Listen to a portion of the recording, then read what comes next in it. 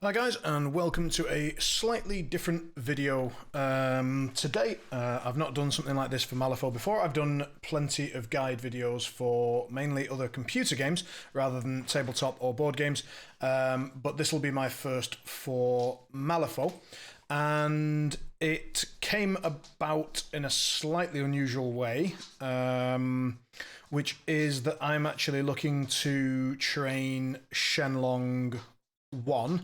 That's a master I've avoided generally because I don't like the monk aesthetic, but I'm pretty confident that I need Shenlong, or at least, enough reps with him in my repertoire to have a decent chance competitively in the coming year. So I avoided him in the previous year, focused on sort of 6 of the 9 Thunder's Masters, but I'm going to bring Shenlong into the fold. And how does that link to a Lin guide? Well, I was reaching out to a couple of the Russian community who have very, very solid results with Shenlong and on Longshanks generally, and it was weird that at the same time he was one of them was asking, hey, can anyone teach me about Lin Li? And I thought, well, I'll tell you what, I've played a hell of a lot of Lin Li 2 specifically, the one you see on screen, Storyteller. And I thought, I've played a lot of Lin Li, and I've had a lot of people sort of come with questions about her crew and how to build her and this and that, and my thoughts on her balance and all these sorts of questions. And I thought, right, well, I'll tell you what, instead of typing out a very long wall of text essay, let's do a quick video, and then it sort of grew from there. How this is all going to turn out, I do not know. How much editing I'm willing to do afterwards, I do not know. So you may get the completely unedited version of this. I haven't planned much. I have a couple of notes in front of me, but nothing major, nothing like I would normally do. So we're going to dive right in and talk about Lin Li 2, the storyteller, and my way of playing her. So that is important, that in this video I'm talking about the way that I choose to play Lin 2. That doesn't mean it's the only way, and it doesn't mean it's the best way. It means that's the way that I currently do it, and that's, it's me making the guides, so there you go. If you think something is wrong, by all means, chuck it in the comments. Happy to chat about Lin anytime you want. Okay, so first talking about the crew, and it's weird because normally if you're doing a guide to Lin Li 2, the thing you'd start with is Lin Li 2. And, her card is here for you to read at the moment, but actually, I think, the way that the question was phrased to me originally was like, I don't get Lin Li 2, I don't get why she's so good. I'm looking at her card, and I don't really see how she's that much more competitive than the rest of the Thunder's roster. Not that anyone's saying that she is, although I personally believe she's right at the top of the Thunder's roster. And it's been a bit of back and forth, really, on Lin Li 1 versus 2 and sort of which one people feel is the stronger. But as we go into GG4, I've been finding myself playing Lin Li 2 more and more and more, and Lin Li 1 quite a lot less. And we won't cover too much about Lin Li 1 today, but we'll look at 2 a fair bit, and maybe I'll mention it in passing.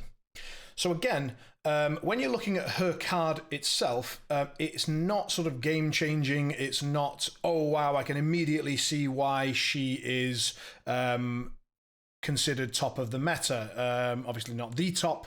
We all know who that is, but one of. So it's her keyword. It's essentially that in Madness, a lot of pretty busted keywords were released, and one would imagine they were tested against each other quite a bit, and that led to them feeling okay during testing. And then when brought into the rest of the game as a whole, anyone with a pair of eyes could look and go, wow, that's fucked. And Library and Story in general are one of the crews that came out pretty overtuned, frankly. And so this is one of the keywords where, and it's quite rare, that I recommend you build largely in keyword. That's because the keyword is incredibly strong. It's nothing to do with the theme or the fluff. I couldn't give the first fuck about any of it. It's because all of the models are very strong, they synergize very well together, and they are incredibly efficient. So if you're looking at how to play story and you're sort of wondering, is this an alpha list? Is this an avoidance and scoring list? Is this a really, really schemy list and so on? I would describe it like this. I would say that the library and story crew are about... it's tricky. They're about attrition in the sense that they grind you down and they are incredibly efficient while doing it. So they're able to grind and they have so much efficiency overall that they're able to both win that grind and outscore you at the same time. Hopefully that'll become clearer as we go along. But to give a little more context than just saying, yeah, attrition, okay, right, great, Simon, but what?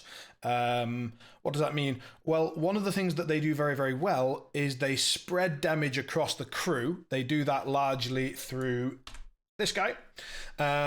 So Story of Thangyong is pretty key to a lot of stuff that happens in Story and Library. I wouldn't call him auto-include, but he's pretty close. He has Take the Hit, which most of you will be familiar with, but he has Divine King, which allows you once per turn to turn that Take the Hit from a 2-inch aura into a 6-inch aura on a 50 mil base. So, in other words, he can take the hit in an enormous range around him, and that means that very often what you will and should do is allow the opponent to hit one of your models once, again, presuming that they mathematically cannot or are incredibly unlikely to one-shot that model. And then you take the hit on the second hit, thereby spreading the damage across your crew. That's what I mean by spreading. So it's not just take everything on Thangyong, have a 10 soul stones and never let him die, and then just heal him up. That is actually theoretically possible as well. But it's more a case of you have very, very well-statted and decent teched models all around in the crew, and so it's very good to allow them to take one hit, take that damage, and then Thangyong takes the second hit, and then generally speaking it will be your activation, and there's a lot of healing available in the crew, and then you can heal up the model that was hit and or Thangyong depending on your priorities at the time. The other thing that's rampant through the library and story keywords, and by the way, if you're not familiar, it is a dual keyword, and so you have Raijin, Than, and Wukong are story only. And then you've got the Rabbit, who is also story, Linh2 is also story, and then pretty much everything else in the keyword is library. That the normal library models that see play are Map, Paper Tiger, and Bookkeeper. And obviously Linh1 is also Red Library. She counts as story during hiring, but not in the game, but that absolutely has no impact whatsoever. I imagine that's just sort of future-proofing for any additional stuff that comes out. Okay, so the other thing that is rampant in the keyword is out-of-activation movement. So there are many, many ways to move all of your models around all the time, and it's very, very hard to pin them down, and that is very much true, even more so in Linh 2 than 1. And again, I'll just quickly go back to her card so we can see what I'm talking about. It's this ability here called Jump Off the Page. When this model activates, up to 2 story models within loss may push up to 3 inches, ignoring other models. That doesn't sound supremely good when you first read it, unless you very quickly sort of translate text to the game state. At least it took me a moment to realize just how strong this is. First of all, it's not other friendly story models, it's just story models, which means Linh herself can be pushed. That means that she effectively can push herself 3, getting herself out of combat, so it's sort of a free disengage, a 3-inch push, ignoring models, so she can't be sort of kidnapped into a corner and then clobbered. I mean, theoretically, yes, it can happen, but it's much, much harder to do. So she can get herself out of almost any situation, and she can also push your other models out as well. That makes things like scoring in Snare against Library pretty tricky, because Lin2 isn't the only one. So if we then move on to Thangyong, he has Righteous Protector here. This is an ability that you'll be using a lot with Than during his activations, once per turn, sadly, but I mean, Christ, it would be silly if it wasn't. Allows friendly models within 4 inches, it's a pulse, can move up to 3 inches. So again, all models, so that's going to help you with your unpack. It's going to help you with repositioning after a fight to put your models back into scoring positions on thing like Raid the Vault. It's going to allow you to disengage. It's going to allow you to counter things like Ensnare and End Game, Deliver a Message, all this sort of stuff. Lots of that. We move on to Wukong. Does he have any movement stuff for your own models? No, but he can also, with Havoc in Heaven, he can move those models using his, he can use the markers, sorry, the scheme markers, he can move them away using his bonus. So again, can sort of cancel out Ensnare. Then we've got Raijin. He can use Maddening Drums, usually on opponents' models, because it deals damage when it moves the marker, when it moves the model. And it touches a marker. However, you can absolutely do a thing like this. So the picture's going to disappear here, sadly, but bear with me. So let's imagine we've got Raijin. He's standing here. Then we've got Lin next to him, and we've got a rabbit, and we're sort of, we're deployed here somewhere, and we want to be attacking someone that's standing over here. So we, first of all, we take our rabbit. We go 1, 2, 3, 4, 5, 6. We challenge something within 8. So this thing over here is now pretty fucked. Then we, let's imagine we just focus so that we can defend against whatever comes back and probably won't cost us an action. Then we drop a scheme marker by discarding a card. We have a lot of card availability, so we don't need to worry about that too much. So we drop that scheme marker. Let's imagine we drop it here. We just double check that that's within 6. It is, so we go something a bit more like this, just to eke out some value. Great. So we've activated a rabbit, we've done something useful, and now Raijin can go. He can target Lin2 with Maddening Drums. So if we bring the thing back up again, Maddening Drums does have a TN, sadly, so you are going to need a 6 for this. If it really matters, you can use Well Versed. We're going to come on to Well Versed in a minute. And then we can target Lin2. She just relents, so we don't need to worry about the defense flip. And the way that Maddening Drums works is you choose a part of your model and you choose a part of the scheme marker, and you keep going until you've touched it. So you don't need to, as long as you don't clip the rabbit, you can go all the way through. So you go, and as long as that marker's within 6, you can go all the way up to there. That is a shitload of movement. How far is that? That's almost 8 inches of movement. Now, of course, at this stage, the scheme marker is removed and Lin takes 2 damage. But Lin doesn't really care. She has an unbelievable amount of self-healing, and in theory you could stone that damage as well if you really wanted to, and then Raijin does whatever the hell you want after that. So that's just one more way of getting really serious movement. So at that stage, Lin2 activates. First thing is front of card. She gets to go 3 inches, 1, 2, 3, and then she can charge another 5, 1, 2, 3, 4, 5, and then she's within 1. So she's already getting 3 attacks, and she started down here somewhere. And you can sort of see that the amount of movement and repositioning that you've got in the crew is pretty insane.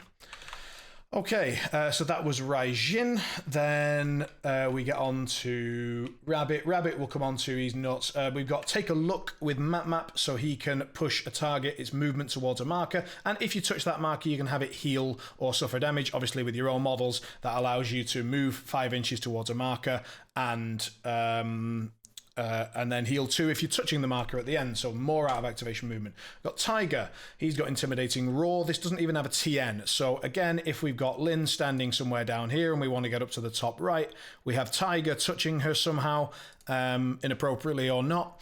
Then he does Intimidating Roar on Lin. It has no TN, so even if you flip the Black Joker, no problem, off she goes. 1, 2, 3, 4, 5, 6. Then she is exactly within 6 of the Tiger because you've just pushed her 6 inches and she was base to base. So now if you want to, you can roar again because it's got a range of 8 inches, so you don't even have to be base to base, but it works out because it means it's guaranteed. And off we go again, 1, 2, 3, 4, 5, 6, and then Lynn activates front of card, jump off the page, 1, 2, 3, and then she charges 1, 2, 3, etc., etc., etc. You start to get that the threat range and the out of activation movement in story is absolutely nuts, and we're not done there because we have the bookkeeper with narrow road to the deep north. At the start of at the start of this model's activation, so when the bookkeeper goes, let's bring a bookkeeper into play so we can see what we're talking about.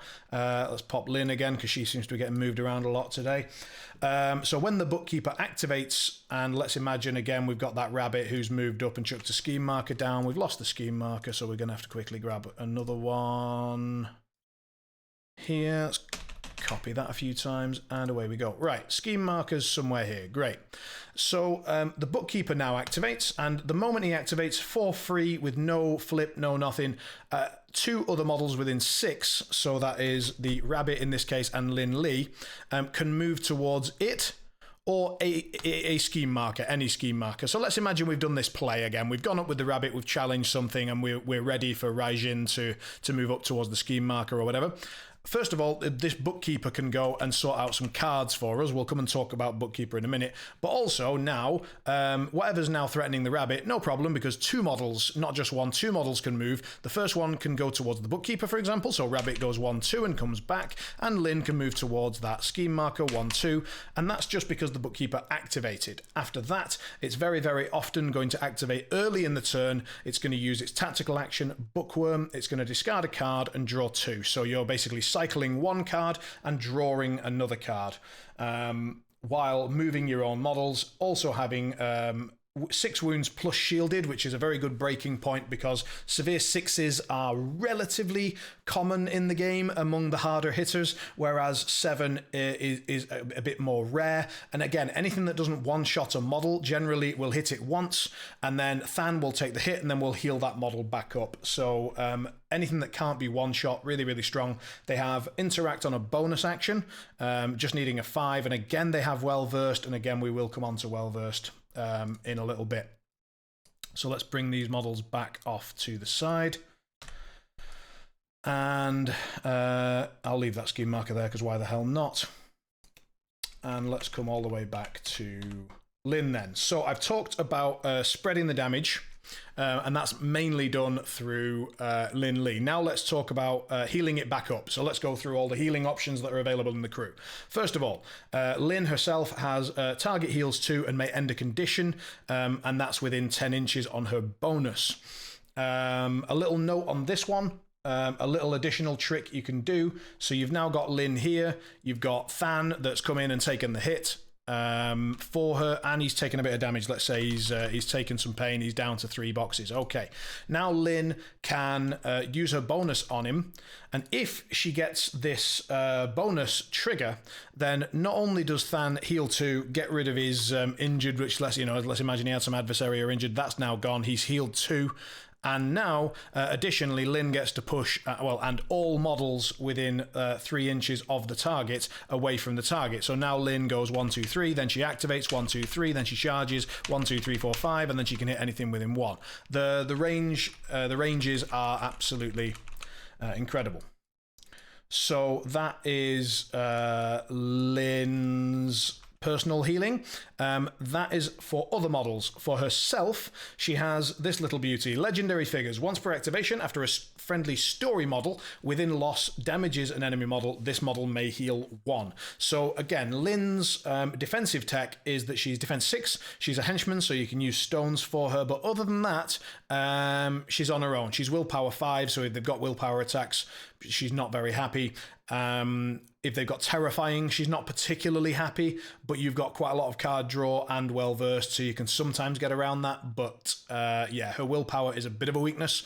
Other than that, she simply accepts that she's going to be in the thick of it. She's going to take quite a lot of damage, but she's going to be able to heal a hell of a lot of it because, first of all, she can target herself with her bonus, no problem. And second of all, she counts as a story model herself. So after a friendly story model, not another, not other than her, anything. It's her as well. She is story, and when she damages a model, an enemy model, she heals 1. So she could bonus herself for 2, and then smack something and heal herself for 1. Then, for example, Thangyong goes and has his bonus, which is really, really incredibly strong. It's a 4-inch pulse, needing a TN of 5 with the ram trigger built in. So all models, including this model, because it's a pulse, however, it says this model and other friendly models. It's not keyword locked, so all models within 4 heal 1. And also the ram trigger, which is built in, enemy models within 4 of this model suffer 1 damage. That's unresisted completely, which means that if Than is within 4 of both Lin and an enemy model, he will heal Lin for 1, and then he will automatically damage another enemy model for 1, assuming you declare the trigger, and that will heal Lin for another 1, provided she sees him, which she normally does because he's size 3 and very often near her. We then have Wukong. He's not so much of a healer. We will talk about him. He's in almost every list, but not because of any healing. Raijin has self-healing, quite a lot of it. So he has Juggernaut on a bonus. It's his only bonus. If we were going to actually look for a weakness on this guy's card, it might be Juggernaut, which is to say that it's only useful if he's taken damage. The enemy knows that, so they can plan around either killing him or not killing him, but dealing a bit of damage to Raijin is a waste of time, and in fact plays completely into Raijin's hands. He can also heal himself with his Shockwave. So here we have Thunderstruck once per activation, Shockwave 2. If this model is within the Shockwave, he can ignore the effects and instead heal 2. So he can effectively heal himself for 2 plus 1, 2, 4 just during his turn, and he is hard to wound and very good stats. And obviously usually has Thangyong around to prevent the kill hit and then allow him to do that healing. So Raijin, very good self-healing, but he doesn't have any ability to heal other models. Unlike Map, who has 2 ways to heal other models, and a very, very good way of healing himself. So other models, take a look. He pushes the target, its movement up towards the marker, and then if it finishes touching that, then it heals 2. So that's the first way. The second way is helped by Booklights, TN 4, 7 on that, take a look, by the way, and it is an attack action, so watch out for concealment. So help by Booklights ends a condition on the target, and if you have the ram trigger, again it's a TN of 4, so not too hard to find a 4 plus ram, but yeah, you can then have the target heal 2 there as well. So 2 possibilities for healing there. And additionally, at the end of this model's activation, so after Map activates, it heals 2 for each model within 4 inches with slow. That includes himself because it's an aura, and it includes friendly and enemy models. And his melee attack against willpower, 6 against willpower, pretty strong, has automatic slow on it regardless of damaging the model or not. So in other words, Map, who is traditionally a little bit stronger in Lin 1 than Lin 2, but still very good in both, can smack something, give it slow, smack something else, give that slow, and then heal for 4 at the end of his turn while having access to these other models. Plus he's a henchman with defense 6 and hard to wound, so not the easiest to put down. He also has boring conversation, but we'll come back to that. At the moment we're focusing on healing. No healing from the Tiger, and he is one of the ones that kind of needs it. Bookkeepers also no healing, unfortunately. So back to Map then. We're talking not about healing now, but about mitigation. So when another friendly red library model within 6 suffers damage, it may reduce that damage by 1 to a minimum of 0. And if it does so, this model suffers 1 damage. So in other words, Map can absorb 1 of the damage from as many instances of damage. That's not once per activation, not once per turn, none of that.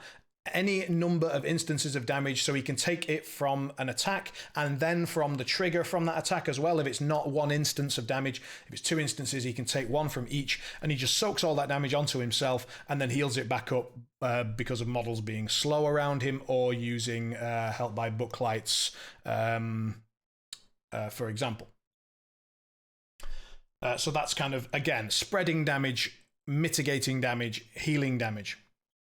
And you may have noticed, but so far all we've talked about is how to move around, survive, heal up. We've not talked about our attacks very much. And that's because Story and Red Library are not that good at dealing damage. That is the one thing that they are not overtuned on. A lot of them have a 2, 3, 4 damage track. Or 1, 2, 3, 2, 3, 4, 2, 3, 4, 2, 4, 5. So Than has a bit more of a juicy one. But then we get back to Linh2. And so Linh2 is really good in Story because Story brings everything else that you need. Story and Red Library as a keyword, they bring all of the things you need to score. You've got your bookkeepers that are incredibly efficient in terms of scheming. You've got all of your models that are incredibly efficient in terms of fighting. You've got Than, who helps you to keep models alive, and you've got many, many ways of then healing those models back up. You've got Wukong, who we're going to come on to in a minute, as an incredibly efficient schemer. You've got both Than and Tiger as incredibly efficient unpack and movement tools. And so the one thing you're missing is damage. And Lin sort of threatens that, along with the one thing we haven't mentioned, and yet is probably the most important thing on a card, is by the book. Enemy models within 6 inches that cheat fate in a duel lose all suits in their final total. This alone, those words, are probably the main reason why Linh2 sees play.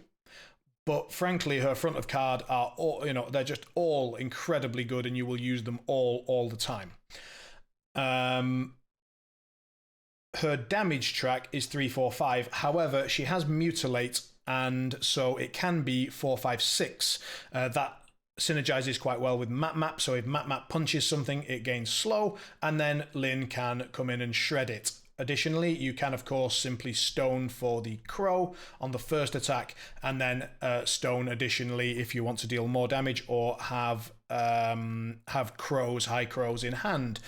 We'll talk a little bit about card manipulation in a minute in terms of how likely it is for you to have the cards that you want.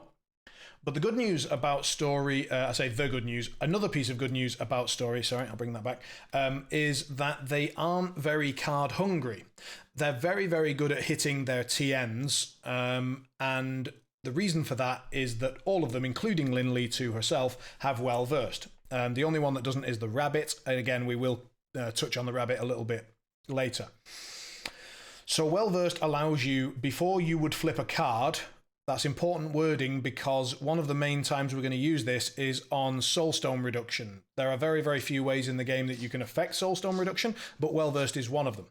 So before you flip a card, you may look at the top card of your Fate deck, in other words, the one that you were about to flip, and then you can choose to discard it if you don't like it. So in other words, before any ability that really matters, you can basically do a Black Joker check. You just say, right, this ability really matters to me, especially if it's once per activation, once per turn, or is the sort of point scoring, game deciding AP that you need to spend this turn. You use Well Versed on it, check the top card, and then you can choose to keep that card. It doesn't matter, even if you would fail the TN, you're allowed to keep the card, and sometimes you will do that because if you know the Black Joker's in your deck, you know you need to do this thing, and you know that you're able to cheat it, it is very disciplined and necessary sometimes to accept a failed flip in order to guarantee no Black Joker. Sometimes you can just decide, well, if this doesn't work, it's not the end of the world, and then you can use the Well Versed to try and keep your hand count healthy. All of these options are there for you. But often, what you'd like to do on the Henchman and Master is hold the Well Versed defensively, so that your Soul Stones are effectively much, much more likely to be reducing by 2 or 3. And it's one of the only crews in the game that can do that. So it's really, really nice. Your Soul Stone reduction is very, very efficient. So going back to Lin Li, because I'm going to go sort of card by card and touch on when you should be using their Well Versts and on sort of which abilities. But for now, and I realise I'm bouncing around a lot. Apologies. As I say, I didn't plan this out completely, so just bear with me and hopefully we'll get there. So you've got the back of card. You've got her 3/4/5 attack. First of all, it's very, very nice that she has access to ignoring, hard to kill, and demise. It doesn't always pop up, but when it does, it's usually pretty damned impactful. And so having this 6 versus defense, 3/4/5 attack, which can ignore those, is really nice. You've got Mutilate, that's her main source of damage, and also slowing a model and having it be sort of sat by Lin2. In other words, it's going to be in this by-the-book aura. I'm aware that I souped that up and then didn't touch on it anymore, but we will come back. So Mutilate, slow things down, and then it threatens as well. If they stay slow, for example, if you go at the end of a turn, smack them and give them slow, they know that if they don't win initiative, Lin could theoretically go first and go 4/4/4, and then you're in a lot of trouble. Storycraft is very much like Mia and Calligraphers. You can effectively forget that it exists, and your win rate and crew building will improve. So I have unspeakable numbers of Lin games, and I think I might have used Storycraft once. And it's because I'd lined up a coordinated attack that I needed with Than on a model on turn 5 to deny a point. It essentially, forget that it exists to begin with, and when you get very, very good with the crew, you might find a very niche situation when you might want to use it, but for now, ignore it completely. Then you've got Confiscated Law. So Lin2 turns will usually go one of two ways. That is charge, attack, attack, or Confiscated Law, charge, attack. And on turn 1, you might see Concentrate, Walk, preparation turns. But in terms of once the game gets going, because of Jump Off the Page, being able to push herself, she'll usually be within 9 inches of a target. If she's not, you can sometimes use that restricted section bonus on the trigger on the bonus to get an extra 3-inch push towards wherever you need to be. So you're very, very likely to be within charge range of something. So the question is simply, do I want an additional min-3 attack on that target? Do I have the cards to make sure that attack's going to go through? Or if I don't have the cards, then you immediately lean back on Confiscated Law, which is unbelievably good and will put significant card pressure on them. If your hand is stacked and you really want to murder something, by all means go in for the 3 attacks, stone for the Mutilate, and give them absolute hell. But if your hand is not that stacked, then usually you'll go the other route, which is Confiscated first. Generally speaking, because it's once per activation and because you don't want to be wasting cards that you don't have, you'll well-versed that, unless you're confident that you're going to need it to keep Lin2 alive afterwards. So you'll well-versed the Confiscated Law, get it, and occasionally you'll take one of the triggers. So again, Reposition can help you get a bit closer if you need to. Read It and Weep will allow you to occasionally do some ping damage within line of sight. That's particularly handy in a Thunder's Mirror, by the way. So you can use that in the early turns to ping your opponent's Terracotta Warriors. And if you've got a Charm Warder as well with their bonus, which is also map-wide but loss-based, you can really start to ping damage down the enemy Terracottas. Nice little trick. Anyway, Confiscated will get rid of your opponent's good cards and put some bad ones on top. A little tip for Confiscated Law: if your opponent is relatively good at Malifaux, if they're brand new, just put the crap ones on top and get rid of the good ones, and that's it. If your opponent is fairly good, then they are going to know that the cards that you put back on top are lower than the lowest card that you discarded for Confiscated Law. So let's imagine you pull up a 13 and 11, a 9, a 7, and a 2. If you throw away the 13, 11, 9, then they know that the 2 cards left on top are at least 8 and below. But if you, for example, threw away a 7 or a 6, then they'd be like, oh, okay, so there's nothing higher than a 6 here. And what they're going to do with that information is they're going to go, right, my top 2, 3 cards, maybe even 4 if you get lucky, are bad, are low, and are not going to win duels. They're not going to maybe even pass TNs. So what they're going to do is they're almost certainly going to activate something that doesn't matter too much, or something that doesn't doesn't actively need to do much, and they're going to, for example, punch their own models and relent. So that will allow them to do attack and then 3 cards on defense to relent, doing usually 1 damage, and they'll obviously target something that they don't care about taking damage on, so they'll be able to clear those cards. So or they'll try and do TNs that aren't too important, or they'll try and do attack and defend to allow them to get rid of the 2 top cards and not take damage. Because normally, if by default, people with after confiscated lore, they'll put the lowest card on top, then the next lowest, then the next lowest, and so on. But when you do that, if you're not then going to follow it up with attacks, obviously if you're going to follow this up with attacks, that's fine. But if you're doing it and your opponent's going to get to respond, then don't always put lowest, next, lowest, next, lowest. You can sometimes put the middling card, like the 7 or the 8, put it on top and let them burn it for you. And then leave, a 1 or a 2 or a black joker as the 3rd or 4th card down there. And that can sometimes throw them off guard. So basically, don't be predictable with your confiscated lore. That's what I'm saying. But it's a very, very strong ability, and it doesn't rely on you having cards, whereas, getting creature of lore attacks through does. Right. That is Lin Lee's back of card talked about. Let's go back to buy the book and why that is so bloody important. So Lin Lee 2 has this 6-inch aura up, and let's imagine for a moment that this is a crew and not a set of versatiles that we're going to talk about later on. So here's a crew. Lin Lee comes on, she goes 1, 2, 3 for a front of card ability, and then she goes 1, 2, 3, 4, 5. Oh, that's not nearly enough. Okay, no worries. I use my bonus and push myself a little bit more. 1, 2, 3, 1, 2, 3, 4, 5. Okay, great. I'm now in melee combat with Fuhatsu here, and I'm stood here. And all of a sudden, all of these models can see me, and they're all within 6. Now, of course, this is a pretty dangerous spot to be, but normally I've got Thang-Gyong protecting me, I've got an unbelievable amount of self-heal available, and I might even have Map with another 6-inch aura with boring conversation here being irritating. So there are lots of ways that she can live while being really, really in their face.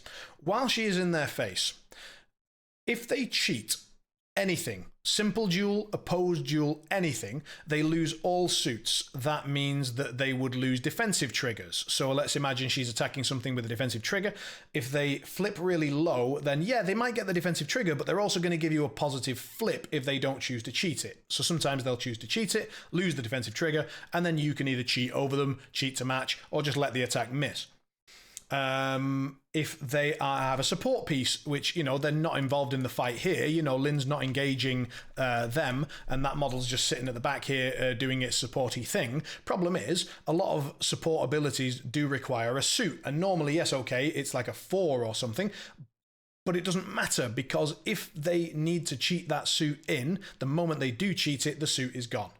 I can't stress this enough. It sounds like, oh yeah, that's obvious. When you cheat, you lose suits. I get it. Why are you going on about this? Because everybody forgets how powerful it is all the time. It's on everything all the time.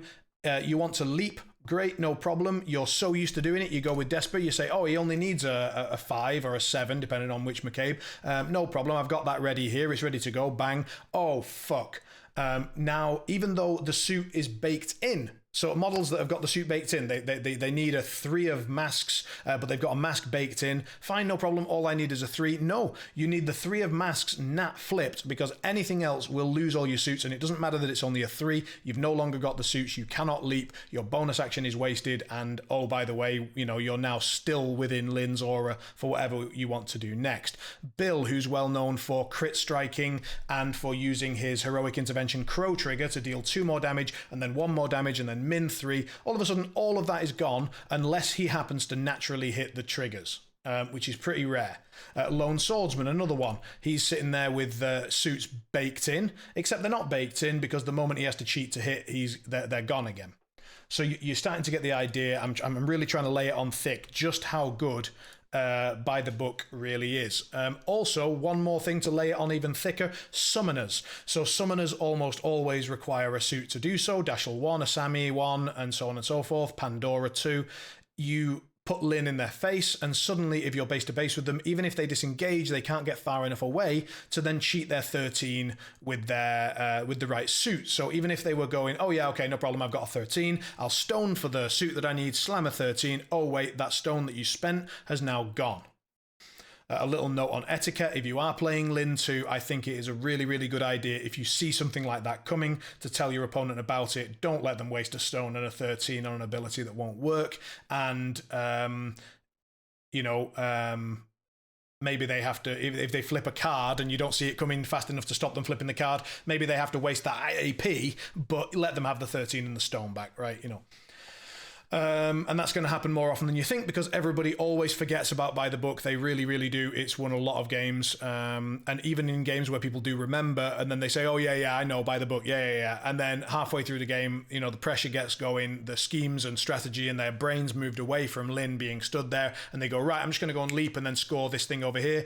Here's my card. Oh, shit. And then they lose the game. So that is why Linh2 is so insanely good, because she brings threat and damage and frontline pressure along with suit fuckery and reasonable survivability. She is almost impossible to pin down because of jump off the page. She is very versatile in terms of whether she needs cards in hand or not. I've just glanced over to check whether I was actually recording, and it really does say a lot about me that I didn't do that until now. So imagine if that hadn't been recording. Anyway, so she, very, very difficult to pin down. She can generally always get to where she wants to be, and where she wants to be is within 6 of as much of the enemy crew as possible, while wailing and putting serious pressure on whatever's in the front, usually. Okay. Let me just check my notes and see if there's anything else. Yeah, I wanted to talk about Well-Versed and how it's used for each model. So, for Linh2, Well-Versed will be used for Confiscated Lore, usually if she is planning to use it that turn. If not, then it will usually be held defensively for Soulstone reduction. Okay. Next, Fan. On turn 1, because Righteous Protector is once per turn, and generally speaking, Righteous Protector is the most important thing Fan's going to do, he'll be using Well-Versed on Righteous. Now, it only has a TN of 4. This is more a Black Joker check kind of Righteous, but also because if you're low on cards or you're having problems, he does have a Surge trigger, so you can go fishing for either the Ram for a free attack or the Tome for a draw, but usually it's more to avoid the Black Joker. The alternative is if you really, really need the bonus to go off. So if the bonus, for example, is going to do the 1 damage that's going to kill an expensive, hard to kill model, or you absolutely need to make sure that Linh2 gets healed for 2, 1 from the heal, 1 from the damage, then you might choose to use the Well-Versed on the bonus. However, more common than all of that is to, again, Fan is the one model in your crew that is going to take more beating than anybody else. He's defense 6, armor 1, and a henchman. But generally speaking, it's that Soulstone reduction from the henchman in combination with Well-Versed, which will really keep him standing long enough to allow your other models to make a mess of their plans. Moving on to Wukong. We've not talked about Wukong yet. I'm going to talk about Well-Versed now, because I've started that sort of thing, and then we'll come back to Wukong in more detail. So Well-Versed for Wukong is pretty easy. His bonus action is one of the reasons why he's so superb. It's essentially 2 AP for a bonus action. He gets to push up to his movement in any direction, ignoring models and terrain, and then additionally drop a scheme marker. So he basically gets like move and interact for his bonus. So is there anything more important that Wukong's ever going to be doing? No. And he can't spend stones anyway for reduction. His is always spent on his bonus, either to try and fish for the TN or to prevent the Black Joker, depending on how game deciding that is. Raijin has a bit more sort of more options. Often, because it's once per activation, you'll use it on his Shockwave if you're planning to use his Shockwave. If not, then you might be wanting to use it on his Juggernaut, because there's quite a big difference between 1, 2, and 4. And if you're chucking a card, you don't necessarily want to be then cheating a Severe as well. you can use it on the Juggernaut, or of course you can just use it on offense, on the, if you need to get your maddening drums through and it's really important to score or whatever. Or again, his melee actually places the target within one, so you can chuck things away from strategy, away from schemes. So if it's a VP scoring ability, use it on that. Otherwise, it's more down to feeling. Rabbit is one of the only ones that doesn't have well-versed, so we won't talk about him in this bit.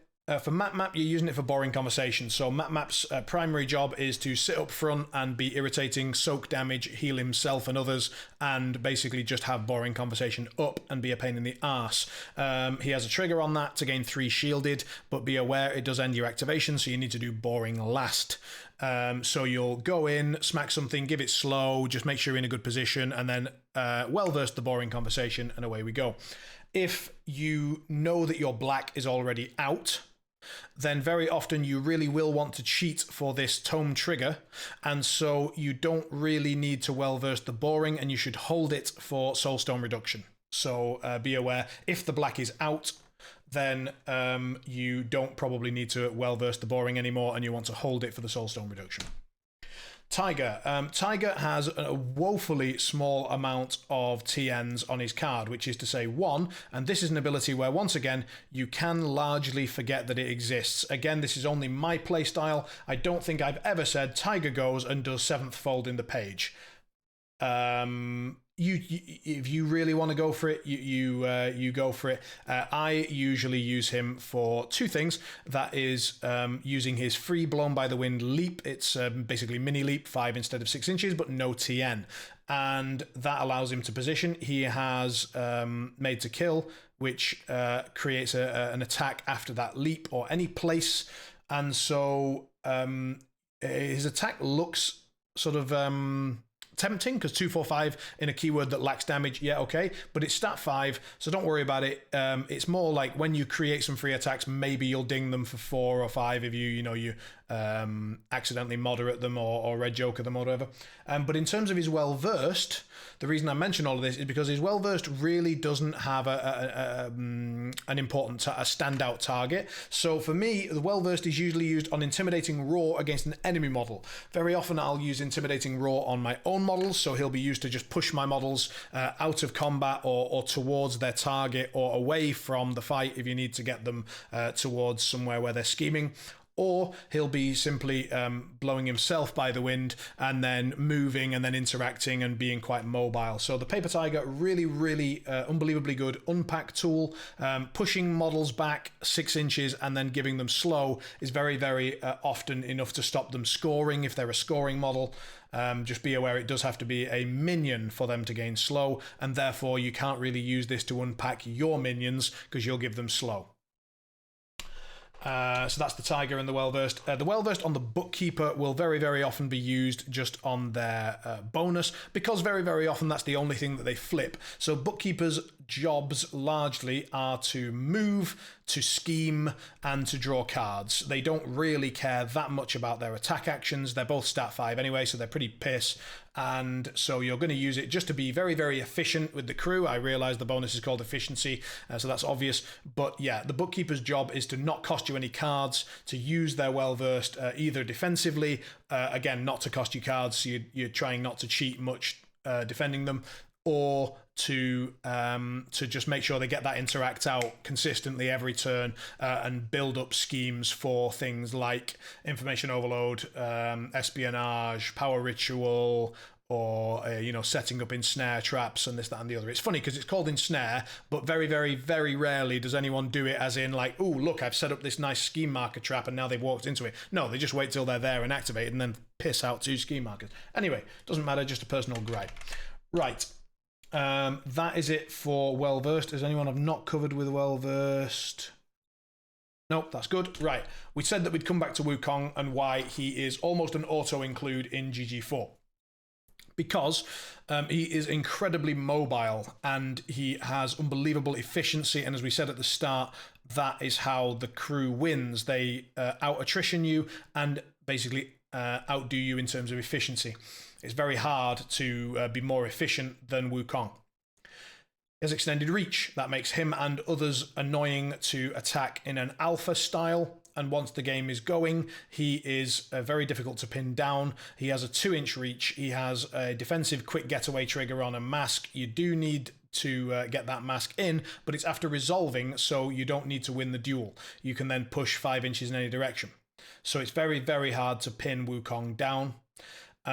He places within 2 inches of his target when he charges. So again, just to sort of illustrate for a moment why that is a lot of movement, if we have Than here, for example, we have Wukong here within 7.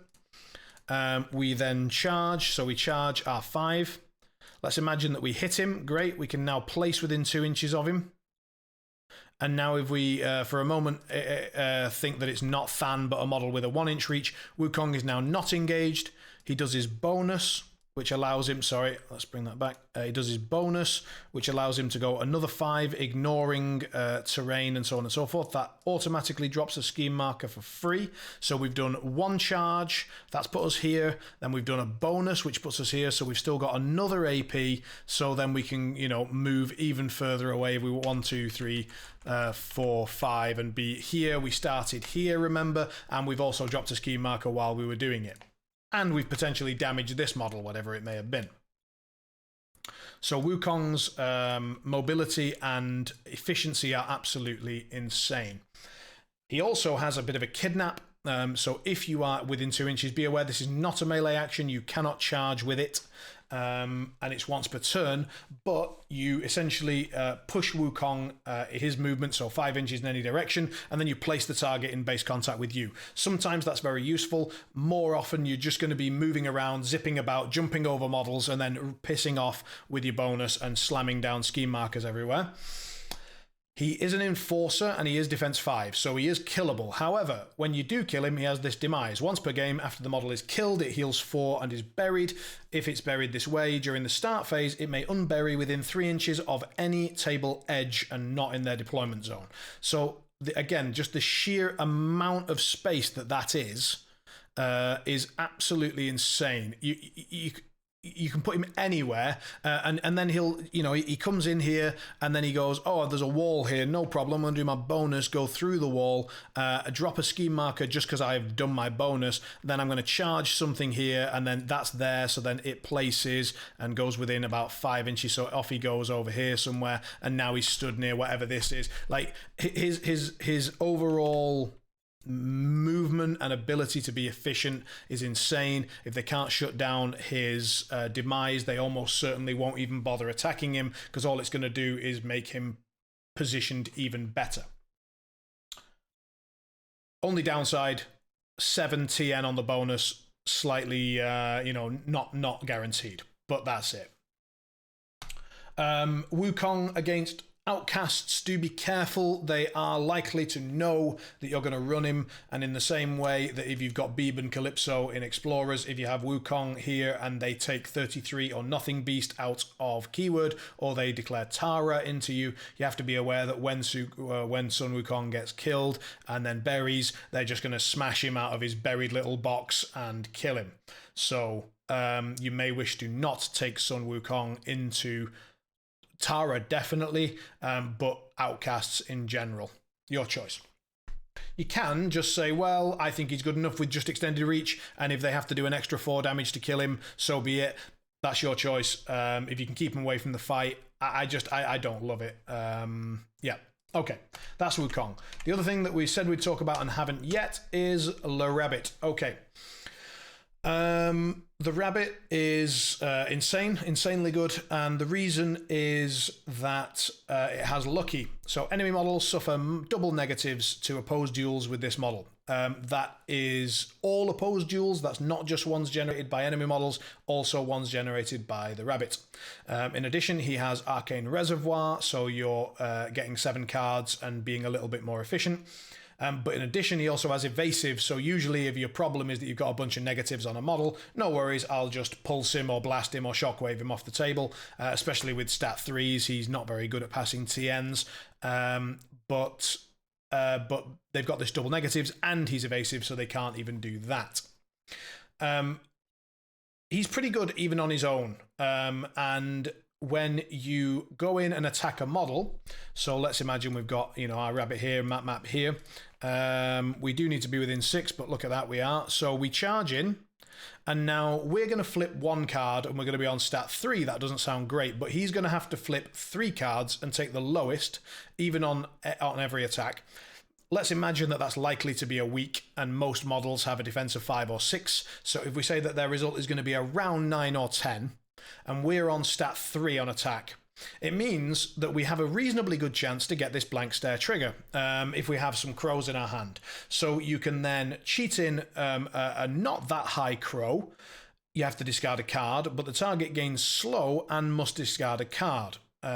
So that's a really nice little hand drain trick that you can do. Additionally, we're playing Linh2 here, so the rabbit is story, and after he damages a model, which is likely, Linh2 is going to heal 1. They're also going to take 1, 2, 3 damage, which is not nothing, especially if it's an armor 2 model or something like that. Who cares? You're going to deal 1 damage anyway. Where this model gets truly silly, by the way, Moonlight is another one of these things that you can basically ignore that he has. It's pretty much irrelevant. Is the Silent Protector upgrade. Now, I've not saved the image of the Silent Protector upgrade, so I will simply tell you that it gives the model hard to kill. And again, this just makes the rabbit that much more obnoxious to kill, because normally, in order to get around double negatives, your opponent is going to need one of 2 things. They're going to need a stone user with focus, so they're going to have to spend a stone and a focus, or they're going to need a model with a natural positive and focus, or a model with a natural positive and a stone. Those are the sort of main ways that people are going to get around the double negative. But the thing is that even though there are some models that can do that and get around it once, they don't necessarily want to do it twice. And if he's got hard to kill, they're going to have to do it twice. So they're going to have to stone twice and spend 2 focus just to try and kill this rabbit. And guess what? He's usually going to be within 6 inches of Than. You're going to be very happy to allow them to take that first hit against the rabbit. Go ahead. You put him down to 1 health, no problem. If they've got the capability to actually hit him again, Than takes the hit on the second attack, and then Than goes, uses his bonus, and heals the rabbit back out of hard to kill range, and now the rabbit is essentially immortal. You're thinking, okay, but the fact that the rabbit's immortal, okay, it protects my arcane reservoir, great, but it's insignificant, and it's only got 1, 2, 3 damage, and I don't really want to cheat all the time for the blank stare trigger. Irrelevant, because on the Silent Protector upgrade is the giving you a bonus challenge. Challenge says that if you want to target a model other than this model, as in the rabbit, you have to discard a card. And the thing is that that is on stat 6. And the rabbit is basically balanced, or not balanced, around the fact that he has this double negative, but therefore he's got defense 3, willpower 3, stat 3. Thing is, on challenge, he's got stat 6. And they're still on double negatives, so 6 against their willpower, double negatives for them, which means you're going to get the challenge off pretty much every time. And then that model is going to be forced to either attack the rabbit or discard cards to target any other model. That's not just for attacks, but for example, if it's a support model and it wants to heal other things, if it wants to target its own models, can't do that unless it discards a card for every single heal. So imagine they've now got a healer with a TN of 5. With a TN of 6. They try to heal one of their models that they really need to save. Okay, no problem, discard a card. Great. They then flip a 5. Right, they've failed that, so now they need to cheat the card. Now the heal comes out as 1, 2, 3, and they unfortunately flip a weak. They now need to cheat a severe. It's cost them 3 cards from a 6-card hand, usually, just to do 1 shitty little heal on a model that they needed to save, and they have to cheat a severe because otherwise they'd have to discard another card to do the second heal, blah, blah, blah, blah, blah. The rabbit is horribly, horribly obnoxious with this combination of the Silent Protector upgrade. Do be aware of the models which are likely to just kill it, and those are the models with natural pos flips. So things like Bet Noir, Hinamatsu, I don't know, Lone Swordsman would probably do it fairly well as well. All of those sort of things you want to be really careful about. Fuhatsu... Yeah. So yeah, be very careful of natural pos flips. But generally speaking, rabbit absolutely cracked. And the last thing I've not talked about is the phases of the Mid-Autumn Moon. At the end of this model's activation, it may discard a card to drop a scheme marker into base contact with itself.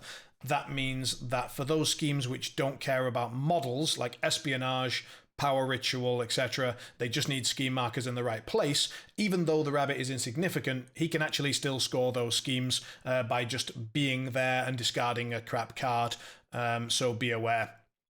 He also makes the fact that he's dropping a scheme every turn, basically, and Wukong with his bonus is dropping an additional scheme every turn, and Linh2, if you play her, is dropping a scheme every turn. It makes information overload incredibly easy to score for this keyword if you're not against a crew that just trivially removes them.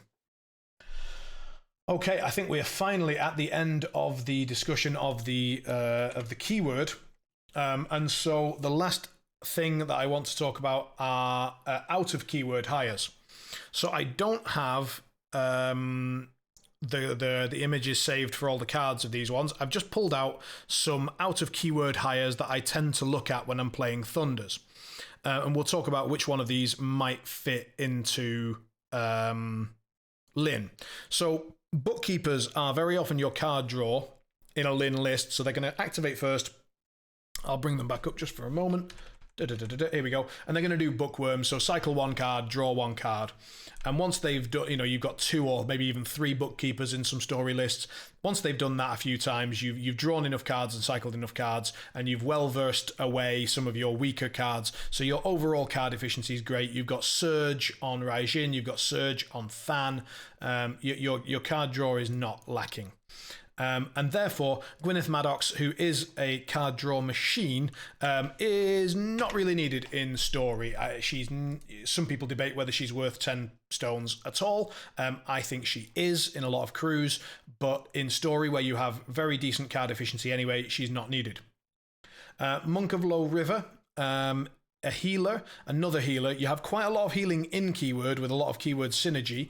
And I think in GG3, where you had these like bubble fights and you just needed to survive even more, the Monk of Low River was a consideration. But now when the game is a little bit more spread out and I don't think you need quite as much survivability and bubbling, I think the Low River Monk drops out of favour. Terracotta Warrior, a staple of many Thunders lists. I think he stays and is capable. You can definitely run him in library games. He is going to be helping you against things with big shots. Seamus is an obvious example. Or if they've got like Damien bonus and you really want to just make sure that doesn't hit Than Gyong, then you can throw in a Terracotta. So I think Terracottas still have a place. In terms of things that they can bring back with Mold of the Other, it's Paper Tiger, Bookkeepers and Wukong and Raijin. All really solid targets. You can also be really obnoxious and bring back the rabbit. I'm not sure how much you want to be doing that, but because you're trading significant for insignificant, but you might do it. Desper in this GG with Don't Mind Me being very handy on things like Stuff the Ballots and Cloak and Dagger, and also Leap being generally superb forever.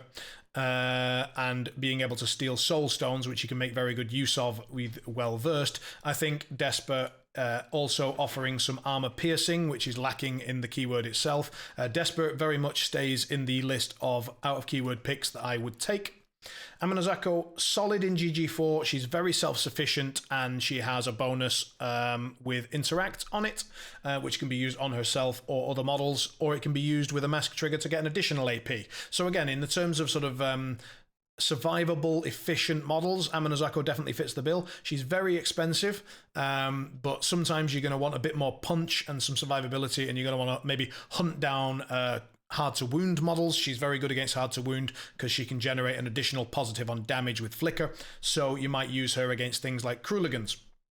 She stays in my list of things I might hire. Bill, one of the most famous beaters in all of Thunders. He has min 3 with easy access to min 4 with crit strike via stones or whatever, and he has Debt of Gratitude on heroic intervention, allowing you to remove scheme markers map wide. That has won me numerous games. He very much stays as a possible hire. Kitty is often taken in other, or she was often taken in many crews as the sort of out of keyword mobile incorporeal schemer.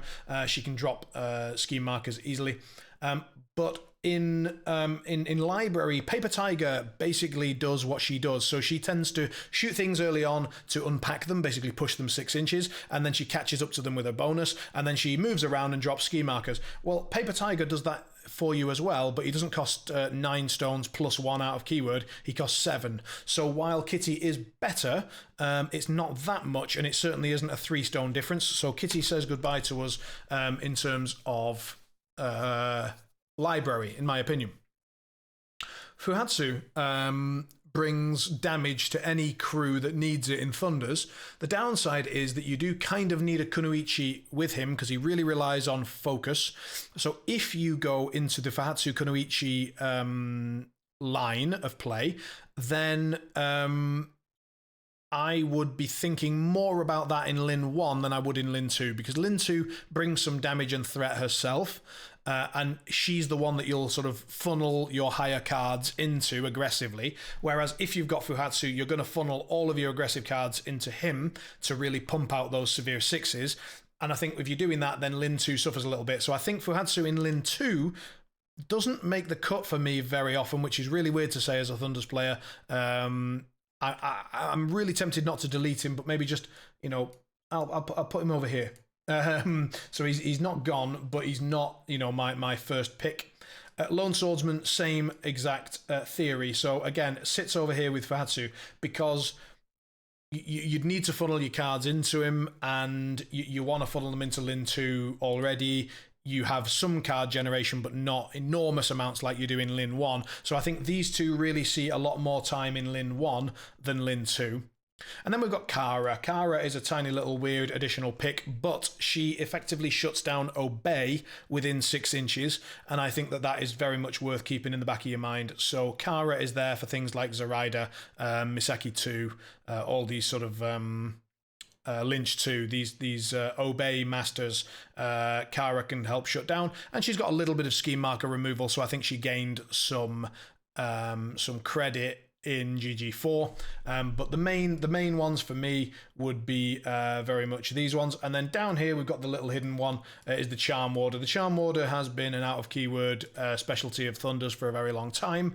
They bring serious counter-tech value to anything with Demise, anything which summons, anything where if they haven't got reliable draw, then you can drain their hand with the trigger, the Crow trigger on their Jinx. They also allow you to slam injured onto something, and then once you've injured it with Jinx, then for example Lin 2 comes in and starts wailing on it, you're going to need to cheat a lot less. Charm Warders, really genuinely fantastic, and with Chi to help them survive, or to maybe really get through an important attack. Charm Warder out of keyword, very much in the mix. So I would say these are my out of keyword picks that I reach for regularly. Kara isn't very regular, she's pretty niche, but Amanazako, Bill, Charm Warder, Terracotta, and Desper are definitely very strong choices. There are others, there are other things you can take, there are a lot more situations, but obviously I've been talking for a hell of a long time now, and I think that will do for my thoughts on Lin 2. I really hope this has been useful to people. I don't know. As I say, I really didn't plan this very much, and I hadn't really decided to do it until I thought, well, I want to train my Shen 1, and if anyone could give me like this amount of information and this type of information about Shen 1, I'd be delighted. And I just think having more Malifaux like out there in the world is a good thing, because it's a game that I really love. So I hope that's been useful to you, and let me know what you think in the comments, or to me over on Discord. You know, if you'll see me there, I'm pretty active. And that's it. I hope you're all well. Have great games with Lin, and maybe if you're playing against Lin, maybe this will help you if you're struggling. You can maybe understand, you know, what she's trying to do and what she maybe therefore you can sort of like reverse engineer a solution. All the best. Take care.